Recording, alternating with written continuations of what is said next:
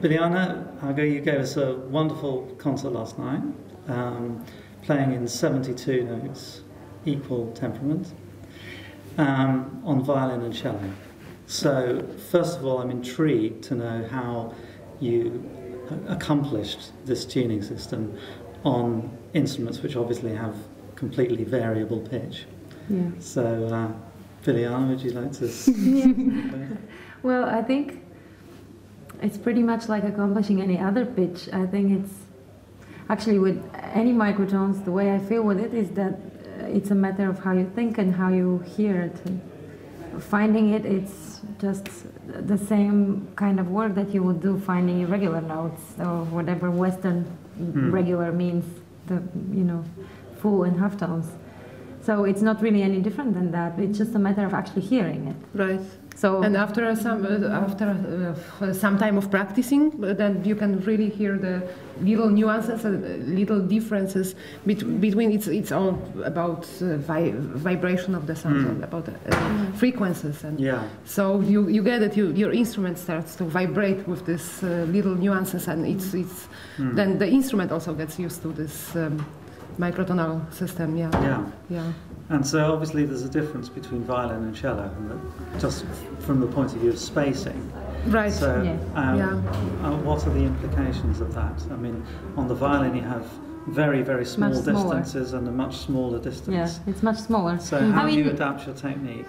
This is what I'm saying. I think it's much more mental and oral sensitivity, the way you hear, than actually technical, because we are used to place our fingers and find the just right position for a certain pitch. So adjusting a note, it's a natural process of playing the string instrument. That's how you find all the pitches. So if you hear the right pitch already, it doesn't matter if it's a small microtone or a half tone or a full tone, you have to find it anyways. And so that's, again, the technical part of it is just learning which one it is, which, of course, for microtonal music, we have our next concert coming. But for microtonal music, it just takes longer because we are not accustomed to learn that. And so when you start learning it, of course, it takes you much longer. But the process of actually finding those notes, it's exactly the same like finding any other note. Just you have to learn it. And so when you're learning these very small intervals, I mean, do you have a sort of pedagogical system yourselves? Do you practice the 12th tones? Do you practice the 6th tones? Or is it more an intuitive thing that you're finding the notes between the gaps, if you like, of the notes that you're more familiar with? Yeah, I would take I practice with intuition a lot. I use my intuition a lot, and somehow with the pieces that we played yesterday, there were always kind of like references, notes, that pitches that we could refer to in order to use all these little microtone intervals. So and then of course it's a matter of we repeated this by practicing. We repeated these intervals like many times. So then your ear and then your hands are getting used to it. So okay. And so finally, this is your first DuoKaya Microfest. Bob Gilmore said on Friday night that there was a place for events like this, but he also hoped that microtonality would become much more the mainstream. So, how do you feel? What are your experiences of the last 2 days? Do you think a festival like this has a place? For me, definitely yes, and I'm very happy that such a festival exists, because it's really hard to find such good quality music festivals now in Europe.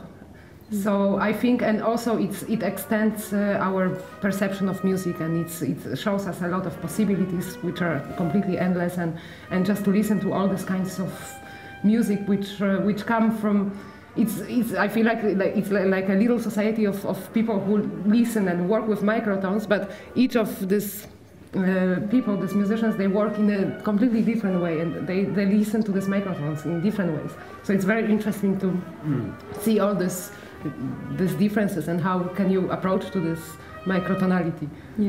And if I can just add that also it's quite unusual that you actually have an audience that really hears and understands these microtones so well.